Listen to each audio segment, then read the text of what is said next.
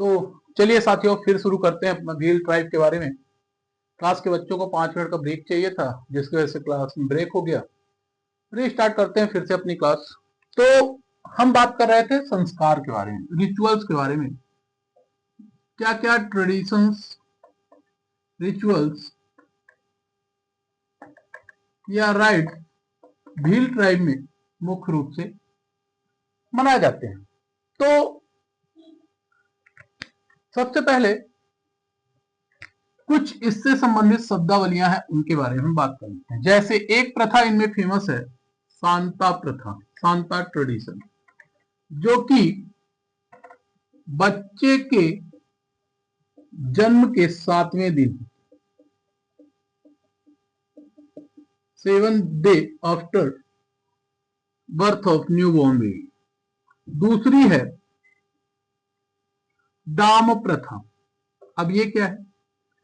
दाम प्रथा भी जो भील जनजाति के बच्चे होते हैं, उनके शरीर में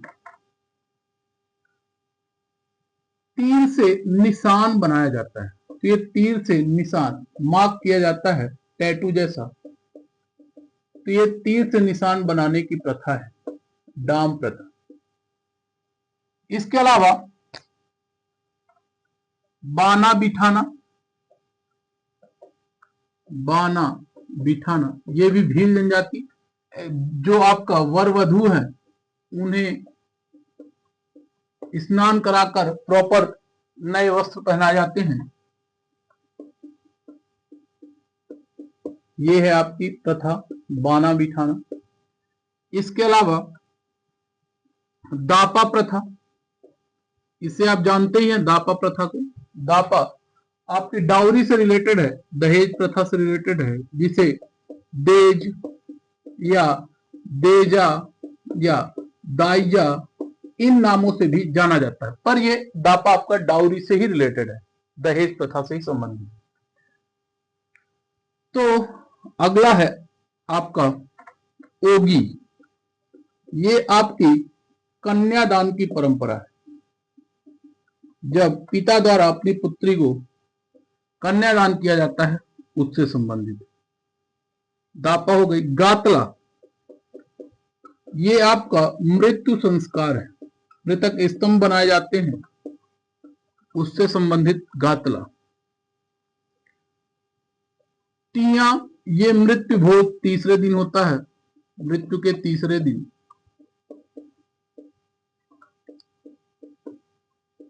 तिया।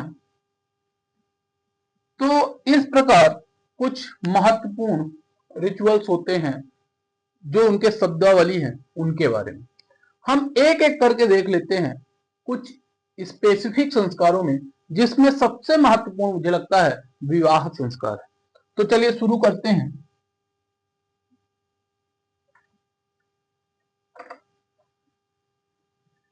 विवाह संस्कार के बारे में।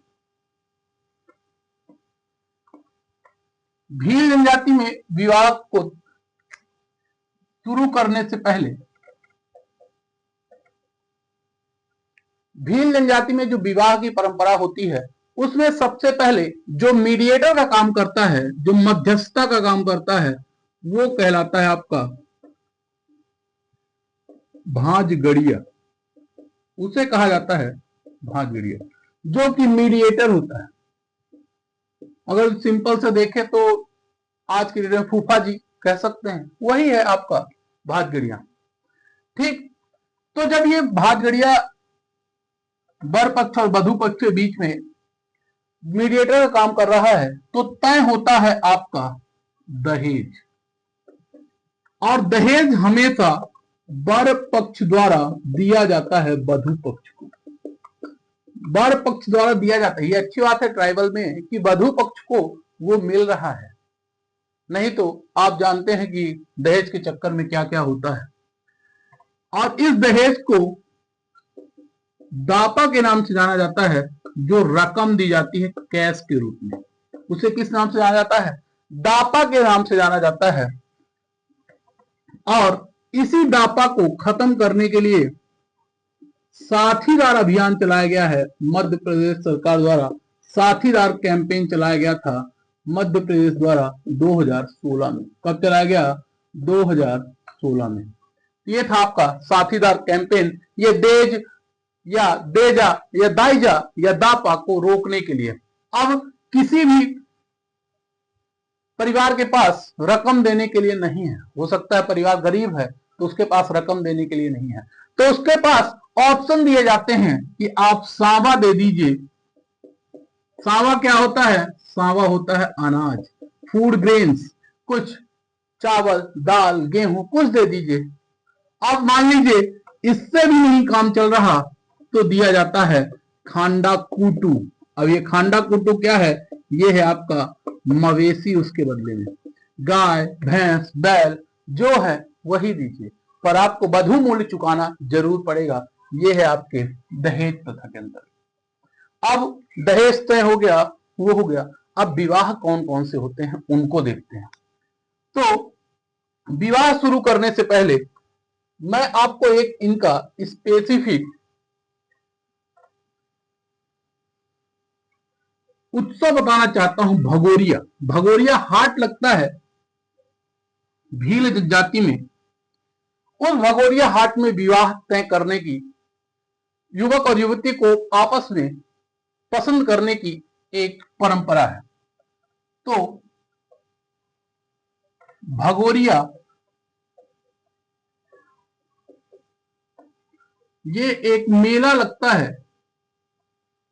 होली के अवसर पर। कब लगता है? During the Holi festival. और यह 3 चरण में होता है। 3 चरण 7 दिन।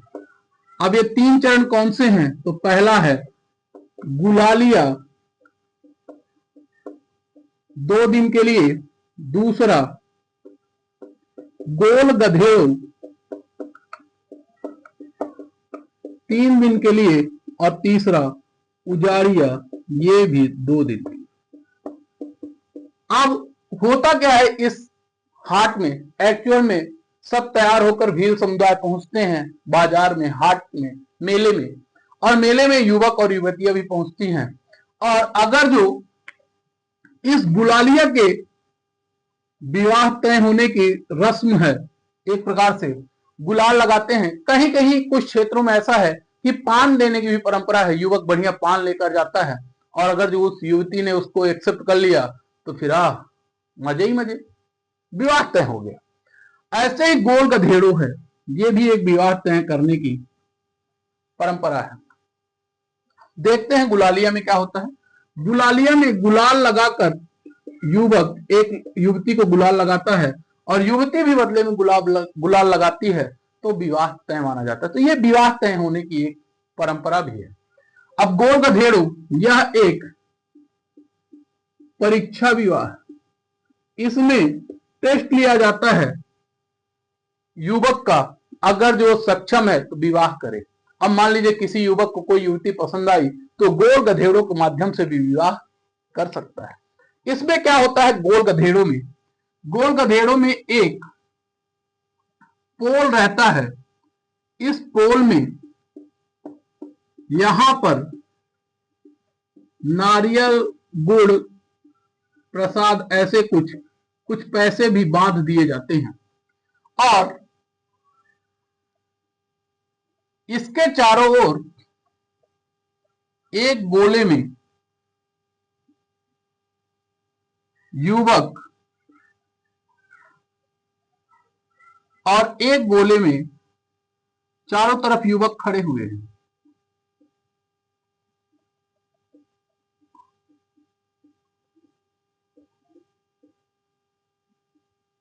बहुत सारे युवक, सबको विवाह करना है, सब जल्दी में, अरे मैं करूंगा। और इसके चारों तरफ युवतियां खड़ी हैं। आपको लगेगा कि एक जैसी लग रही हैं, तो थोड़ा इनको डिफरेंट कर देते हैं। लो भैया, चोटी इनकी निकल आई, फहरा रही है, मेरे से करेंगे विवाह। अब मान लीजिए कोई युवक और युवती की बात चल रही है, बोले हैं कि हम मिलेंगे मेले में, तुम चढ़ जाना और हमारा विवाह संपन्न हो जाएगा, विवाह हमारा तय हो जाएगा। पहले पहले के जमाने में अब ऐसे ही तो बातें होती थी, बात करके पहुंचे। अब इस ग्रुप में से युवकों के जो कोई चढ़कर, अब यहां से एक चढ़ेगा तो बाकी सारे उसके पैर खींचेंगे, गिराएंगे। क्यों? क्योंकि जो गुड़ और नारियल निकालेगा वही गोल गधेड़ों को पास करके, मतलब कि वह किसी भी युवती से विवाह कर सकता है, वह संपन्न कर सकता है विवाह। तो यहां बारी बारी चढ़ेंगे, दूसरा खींच रहा है, फिर दूसरा चढ़ा, तीसरा खींच रहा है। इस प्रकार ये बहुत देर तक ये चलता रहेगा। पर क्या होता है, कुछ खतरनाक लोग हैं हमारे भी, तो यहां से 4-6 दोस्तों का ग्रुप जाएगा और वो ऐसे मदद करेंगे कि इकट्ठा लगे रहेंगे, और फिर एक को चढ़ाएगा, दूसरा, तीसरा, कि भैया की सेटिंग तो हो जाए, भाभी तो मिले। तो सेटिंग के जुगाड़ में ये करते रहते हैं, और दूसरा फिर दोस्त उसकी मदद करेगा। तो ऐसा भी होता है। आपको पता है दोस्तों में भाभी का व्यवहार तो कुछ ज्यादा ही चलता है। पहली बार में देखा, भैया ने पसंद आई, मतलब अब सारे दोस्तों की वो हो गई भाभी। तो भाभी को मिलना है तो खंभे में चढ़ना पड़ेगा, और खंभे में चढ़कर गुड़ और नारियल निकालना है। तो इस प्रकार की परंपरा गोल गधेड़ों कहलाती है, और यह भील जनजाति में है।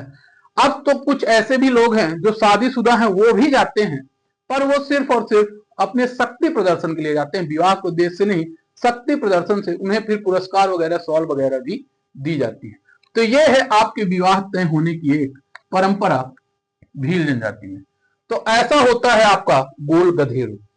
अब आपसे हम बात करते हैं कुछ अन्य विवाहों की। कुछ अन्य विवाह भी हैं।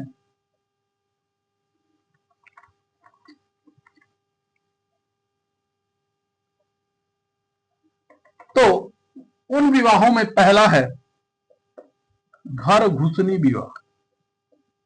घर घुसनी नाम से ही समझ में आ रहा है, तो ये प्रेम विवाह, लव मैरिज। लड़की आके लड़के के घर में घुस जाएगी, अब मैं नहीं जाऊंगी चाहे जो हो जाए, मैं छोड़ के घर नहीं जा सकती, अब तू मुझे कबूल, मैं तुझे कबूल। घर घुसनी। दूसरा है आपका नतारा विवाह। ये आपका विधवा पुनर्विवाह है, विडो रीमैरिज है, विधवा पुनर्विवाह।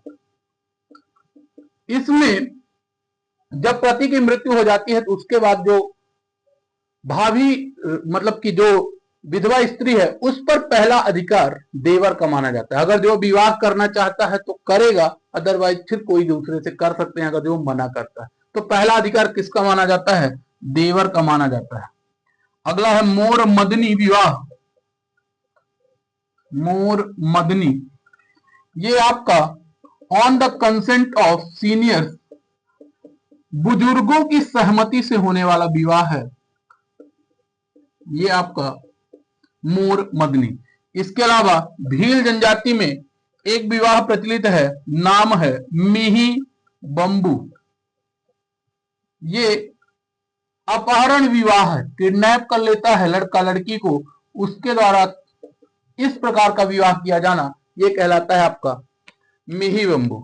और आखिरी है खंदड़िया विवाह, जो कि घर जवाई, मतलब a person who lives in laws families, वो है आपका खंदड़िया विवाह। तो मुख्य रूप से ये विवाह परंपराएं आपकी पाई जाती हैं भील जनजाति में। याद रखिएगा, गोल गधेड़ों कई बार पूछा गया है। नतारा, विधवा पुनर्विवाह, ये भी प्रश्न पूछा जा सकता है। तो ये थे भील जनजाति के प्रमुख विवाह। अब बात करते हैं इनकी कला के बारे में।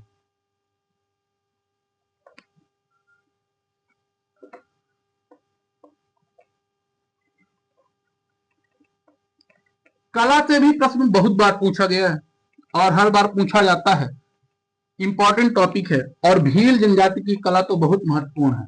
तो चलिए शुरू करते हैं भील जनजाति की कला के बारे में, आर्ट के बारे में। कला में सबसे पहला है चित्रकला, पेंटिंग। और जो भील जनजाति में जो पेंटिंग फेमस है उसका नाम है पिथौरा। क्या नाम है? पिथौरा पेंटिंग। ये बहुत इंपॉर्टेंट है पिथौरा, और इसके हमेशा केंद्र में आपको घोड़े का चित्र मिलेगा। किसका चित्र मिलेगा? घोड़े का चित्र।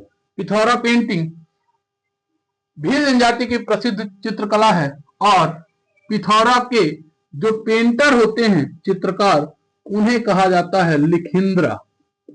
क्या कहा जाता है? लिखिंद्रा। अगर जो बात किया जाए फेमस पेंटर्स की, कौन कौन प्रसिद्ध व्यक्तित्व हैं, तो एक तो आपने नाम सुना होगा पद्मश्री विजेता भूरीबाई, झाबुआ जिले से आती हैं, ये पिथौरा पेंटिंग की चित्रकार हैं। और दूसरा एक नाम आपने सुना होगा पेमा फात्या, ये भी आपके पिथौरा पेंटिंग के लिए फेमस है। तो याद रखिएगा आपका पिथौरा। इसके अलावा दूसरी कला में है आपका एक भित्ति चित्र, वॉल पेंटिंग में गोतरेज फेमस है। वॉल पेंटिंग में क्या फेमस है? तो उसका नाम है गोतरेज। ये भी याद रखिएगा, ये भी फेमस है गोतरेज। पिथौरा तो बहुत इंपॉर्टेंट थी। इसके साथ साथ पुंजादरी, इसकी कला फेमस है। पुंजादरी ये कहां की फेमस है? ये फेमस है जोबट। जोबट किस जिले में आता है? तो ये आता है अलीराजपुर में। अलीराजपुर की पुंजादरी की कला भी प्रसिद्ध है। इसके साथ साथ नंदना प्रिंट, नंदना प्रिंट ये आपका तारापुर नीमच में है, वहां का कपड़ों में किए जाने वाला प्रिंट, ये भी फेमस है नंदना प्रिंट। आपकी गुड़िया क्राफ्ट आर्ट, गुड़िया शिल्पकला, जो आपके डॉल बनती है वो भी प्रसिद्ध है झाबुआ से। और इसके लिए फेमस थे रमेश परमार और शांति परमार। रमेश परमार और शांति परमार झाबुआ के। और ये रमेश परमार और शांति परमार को भी पद्मश्री मिला है गुड़िया शिल्पकला के लिए। तो दोस्तों ये है इंपॉर्टेंट आपके कला, जिसमें पिथौरा पेंटिंग, भित्ति चित्र, बॉल पेंटिंग में गोतरेज, पुंजादरी, नंदना प्रिंट और गुड़िया क्राफ्ट आर्ट, ये फेमस आर्ट फॉर्म है आपके भील ट्राइब के। भूरीबाई निम्न इनमें से एक महत्वपूर्ण पेंटर है जो कि पिथौरा के लिए फेमस है। अब देखते हैं इनके प्रमुख डांस को। डांस की बात करते हैं, कौन कौन से डांस फॉर्म इनके महत्वपूर्ण है। भील जनजाति के प्रमुख डांस में, नृत्य में इंपॉर्टेंट है पहला भगोरिया, होली के अवसर पर। दूसरा डोहिया, ये भी होली के अवसर पर। तीसरा गहर, ये भी होली के अवसर पर। भगोरिया, डोहिया और गहर तीनों होली के अवसर पर किए जाने वाले प्रमुख डांस हैं। इसके अलावा डोहो, जो कि दीपावली के अवसर पर होता है। फिर आपका गरबी और वीरवाल्या, गरबी और वीरवाल्या ये आपके नवरात्रि के अवसर पर किए जाने वाले डांस हैं। कलर थोड़ा मार्कर का कम हो गया, ठीक है। देख लेते हैं साथ ही में अब कुछ विवाह के समय जो डांस किए जाते हैं, विवाह के समय किए जाने वाले डांस। पहला है पुरुष डांगशाला नृत्य। ये कब होता है? ये तब होता है जब बारात जाती है और रास्ते में विश्राम के लिए रुकती है, तब पुरुष डांगशाला नृत्य किया जाता है। इसके अलावा लठमार या लठमार शाला नृत्य, ये महिला द्वारा कलश रखकर किया जाने वाला डांस है। इसके अलावा पख्यो, अंट्या, घोर, और बोतरा वैवाहिक डांस भी भील जनजाति में प्रसिद्ध है। तो ये आपके प्रमुख डांस हैं जो भील जनजाति में मुख्य रूप से किए जाते हैं। अब बात करते हैं इनके प्रमुख फेस्टिवल्स की, उत्सव की बात कर लेते हैं। कौन कौन से प्रमुख त्योहार या फेस्टिवल भील जनजाति द्वारा किए जाते हैं। पहला है भगोरिया।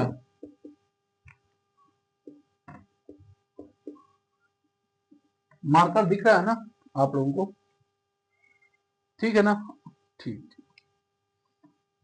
भगोरिया होली के अवसर पर होता है। दूसरा है गल, जो होली के दूसरे दिन होता है। तीसरा जातरा, ये आपके फसल की समृद्धि के लिए किया जाने वाला, प्रॉस्पेरिटी ऑफ क्रॉप्स। इसके बाद दिवासा, दिवासा उत्सव, इंद्रदेव की पूजा होती है बारिश के लिए, लिखते जाइएगा। इंदल, कार्यों की सफलता के लिए किया जाने वाला प्रमुख उत्सव है। वहीं देवी देवता की बात करें तो भील जनजाति में मुख्य रूप से फेमस है बावदेव। मार्कर की समस्या खत्म नहीं हो पाई, आज मुश्किल है। दूसरा गलदेव, तीसरा राजा पंथा, चौथा बाबा डूंगर, पांचवा भीलट देव, छठवां थम्बोला देव, सातवां शीतला माता,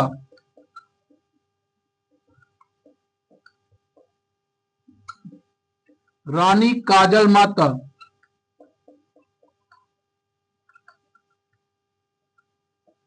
टहल देवी,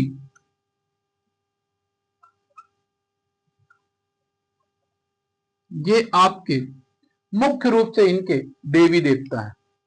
तो ये आपने देख लिया, डांस भी देख लिया, उत्सव देख, कुछ और इंपॉर्टेंट फैक्ट्स देख लेते हैं भील जनजाति के बारे में।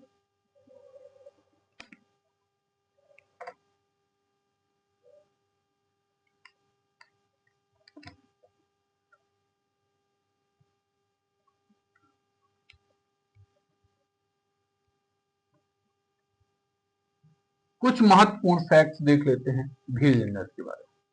जैसे एक पुस्तक फेमस है द भील, द भील, ये पुस्तक है टीवी नायक की। अगला एक शिव गंगा परियोजना,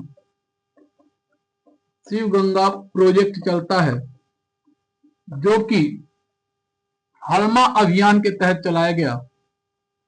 किसके तहत?